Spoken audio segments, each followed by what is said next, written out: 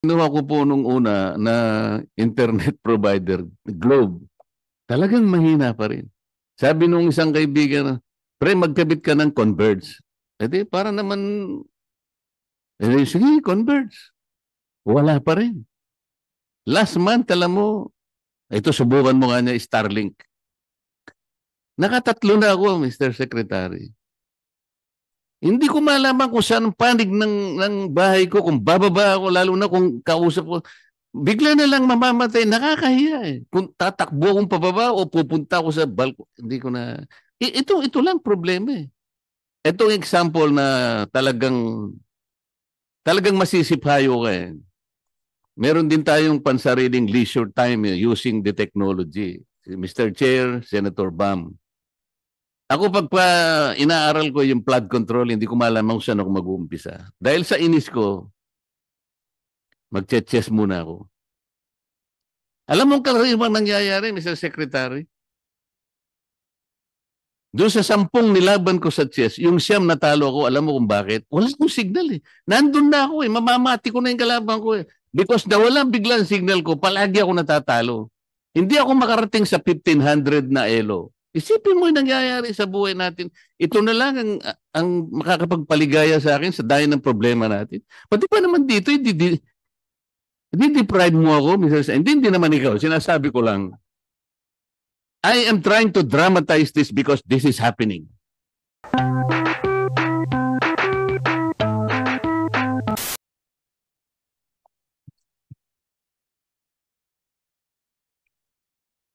Mr. Secretary, Mr. Chair, sangayon po dito sa survey ng PSA, the total number of households which had access to the internet at home, 2024 po ito is only 48.8% or nearly half of the total households that we have. Is this acceptable? Mr. Chair, Your Honor, it is not acceptable. What is acceptable? Mr. Chair, Your Honor, we should be at around 70% plus if we want major economic impact for the country. In fact, if you will allow me, for the fiber access to the home, the Philippines is number 5 in the ASEAN ranking.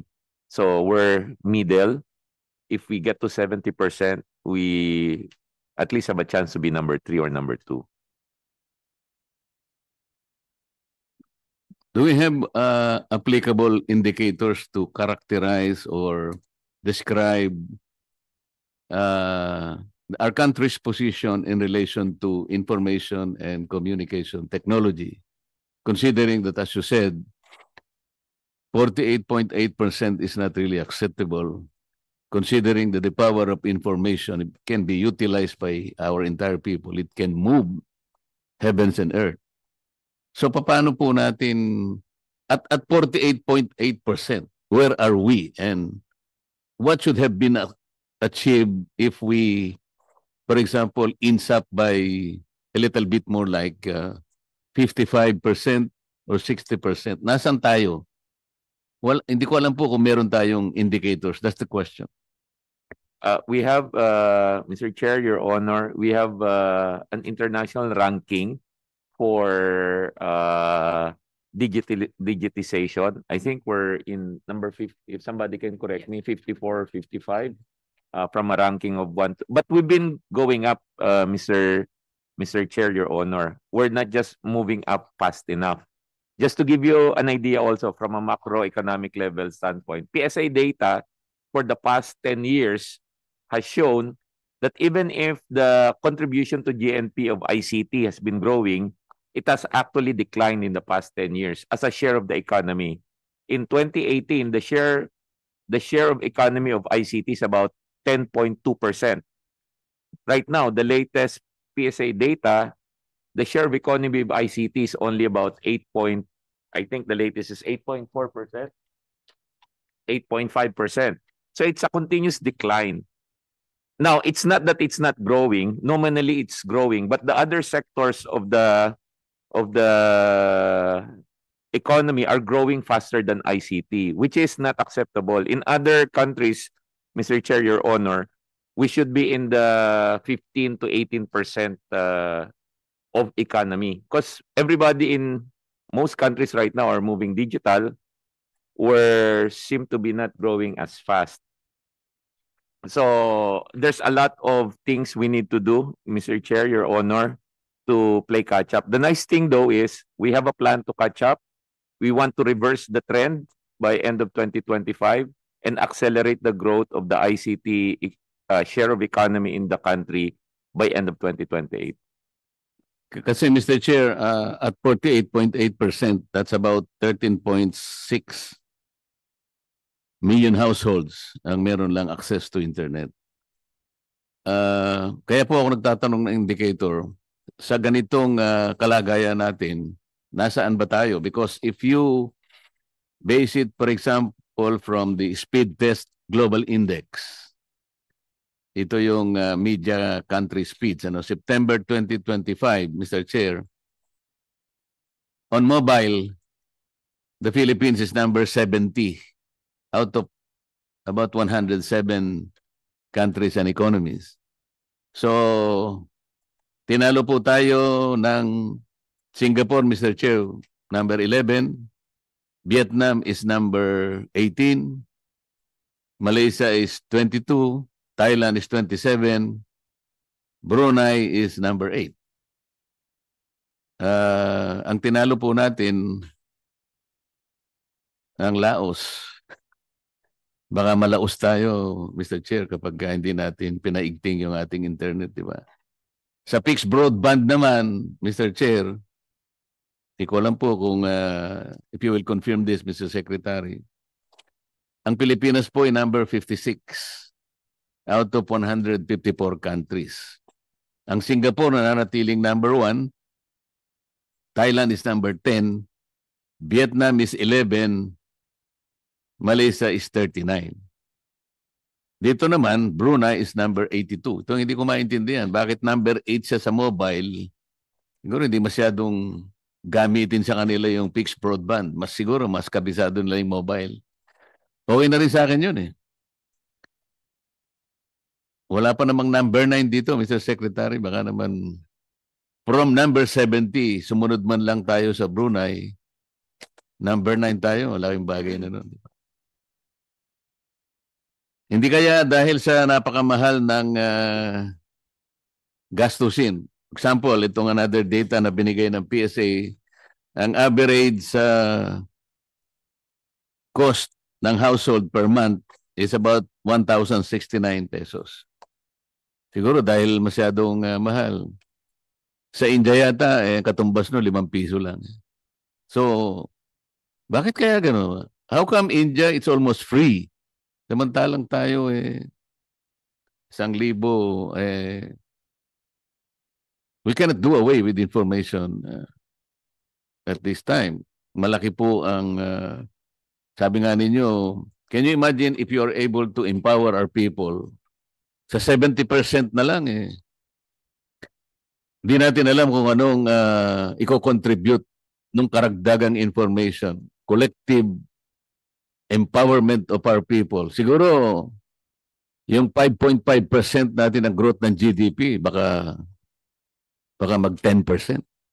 Because nasa 48.8%, less than one half. Baka yan ang answer to our dilemma here. Hindi tayo maabot-abot yung hanggang 5%, 5.5%, but pwede tayo makalumdag ng... Hindi ko makalimutan yung sinabi ni Secretary Recto. In order for us to grow at 30 trillion pesos GDP by next year, that will be about to support our national budget of 6.7%. Which is 22% of our GDP. We need to grow at 7.5%. Can you imagine? Alam naman natin hindi tayo mag-grow at even 7% considering the doldrum that we are in now. So baka ito yung answer. Tama po. Mr. Chair, Your Honor, agree po ako, yan po yung sagot. Bigyan ko po ng konteksto. Maliban sa pagka nag-invest ka sa digital, bibilis ang trabaho at magmumultiply yung productivity. Sa ekonomiya po, di ba, importante sa atin yung productivity index po. Hindi lang dodoble ang productivity index. Nakita na po natin yan.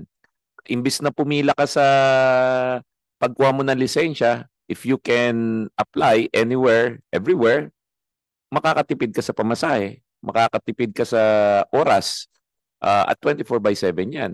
Isa pong dimension po ng digital yan, kaya malakas ang multiplier effect niya sa economy. One is productivity. Imbis na nagpapasahan tayo ng papel, minsan nagme-message na lang tayo, mas mabilis. Pangalawa po, anti-corruption. Yung mga bansa po na mataas ang digital index, makikita nyo rin po, mababa ang korupsyon. Ito po ay dahil sa sistema.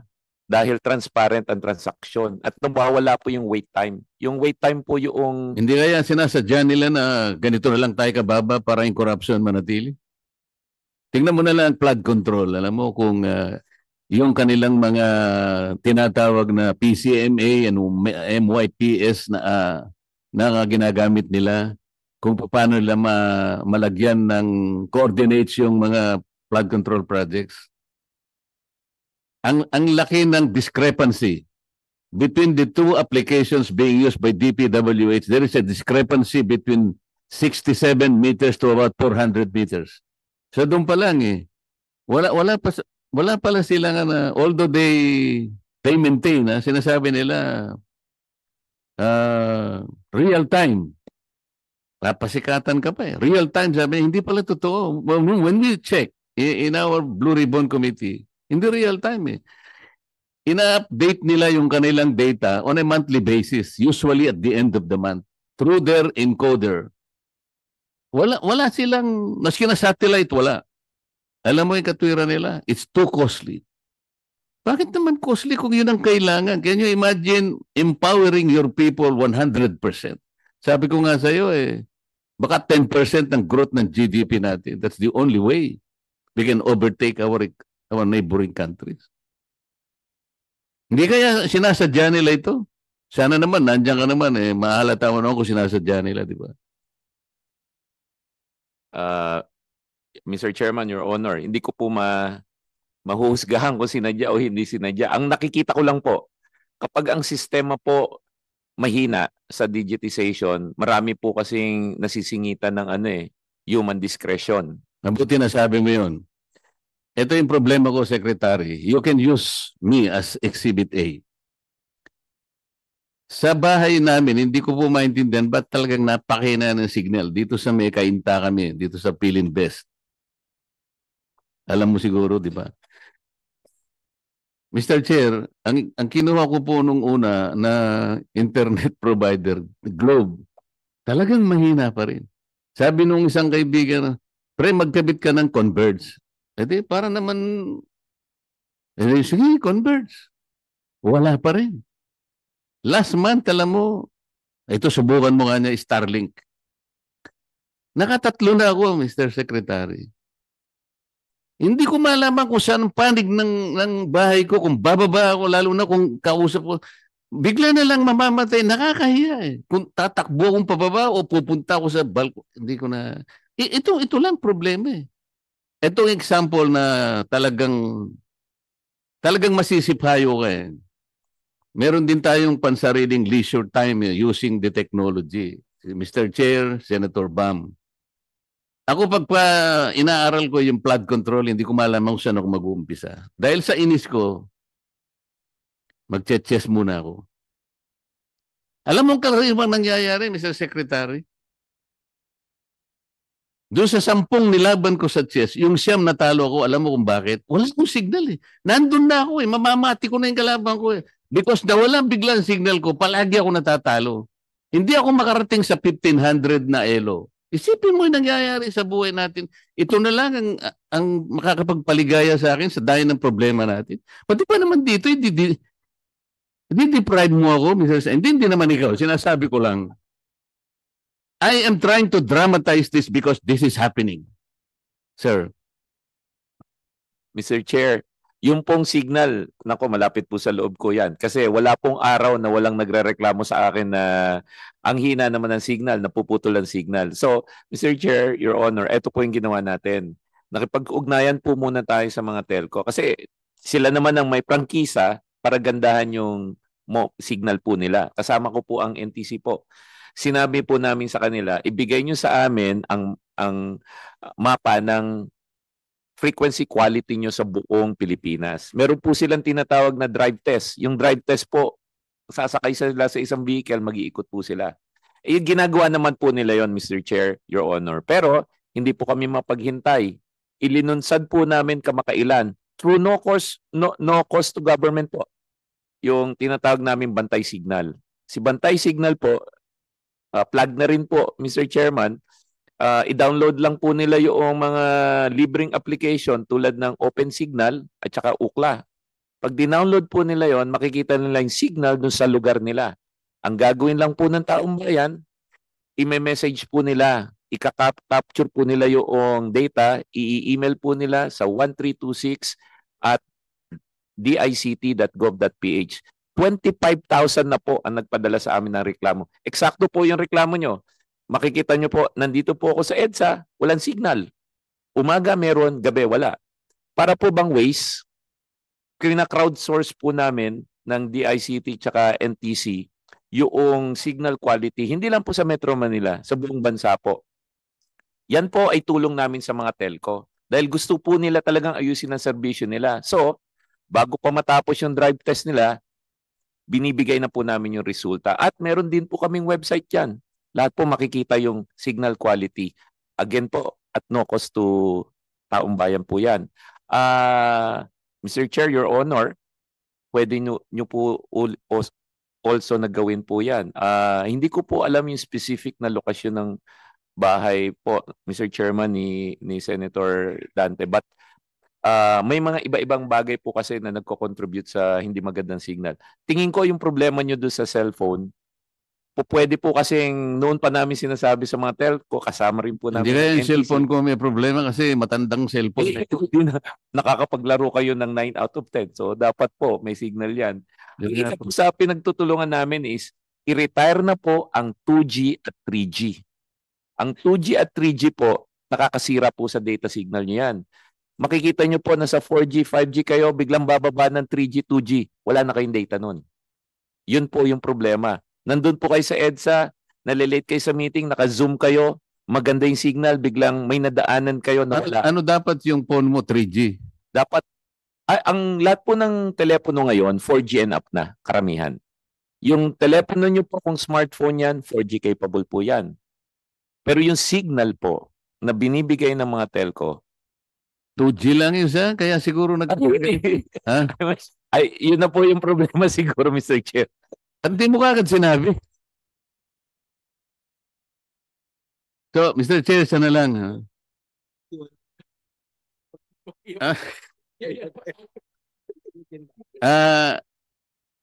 NTC. Meron po kasi akong nakita sometime in 2021, 2022, NTC launched an ICT modernization project. Tama po. This comprised of two systems. Yung GSM active and passive monitoring equipment at saka yung network benchmarking equipment. Yung total po nito is 950 million pesos. Will you confirm? Yes, Mr. Chair. We confirm po na may project po na ganyan. Ano po ang status nitong mga equipment na to, Mr. Chair? Mr. Chair, for the first part of the project, which is the benchmarking, upgrading of the benchmarking system, gumagana po iyon, Mr. Chair.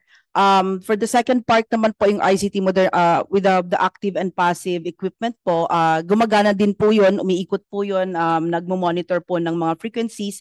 Kaya lang po, currently may problema kami sa power supply pero we are working on it po. Kasi po yung device, nakalagay po siya sa sasakyan at nag-iikot po siya, mobile ano po siya, monitoring equipment. Meron lang problema ngayon with the power supply and a bit of warranty issue with the supplier, pero wini-work out po namin yun po para tuloy-tuloy po ang pag-ikot ng equipment, sir, Mr. Chair. Mr. Chair, hindi po kasi ganun yung nakuha kong information. Unang-una, yung pagkakabili. Siguro isang araw po ay mag-present na lang kayo ng report dito kasi yun lamang pong network benchmarking. Kasama po rito yung drive test vehicle, may accessories at mga components saka training. 390 million pesos po yun. Ano? Pero nung ipagtanong po namin, hindi po ganun kalaki pala ang inyong, medyo may problema po yung pagkaka-report sa inyo at doon sa nakuha kong information. Ano? Dahil sa 390 million ay parang ang nag-supply po nito yung EEB solution, tama po? Yes, Mr. Chair, ano po siya, joint venture po siya with another entity po ata, Mr. Chair. Yes, yung capacity nung sinasabi nating facility. Halimbawa, kung talagang gumagana yan, bibigyan kita ng isang cell number, kaya mo bang i-identify ngayon kung saan nagagaling? Kasi yun lamang ang pwede nating proof kung talagang gumagana yun o hindi. Mr. Chair, if given a chance po, we will get po other information dun sa project and then magsasubmit po or magpa-present po kami ng report dito po sa committee, Mr. Chair. Yes, because there are some serious dito na parang may kaugnayan pa ito. Kaya hindi nyo nagagamit ngayon. No? They are not operational today. Tatlong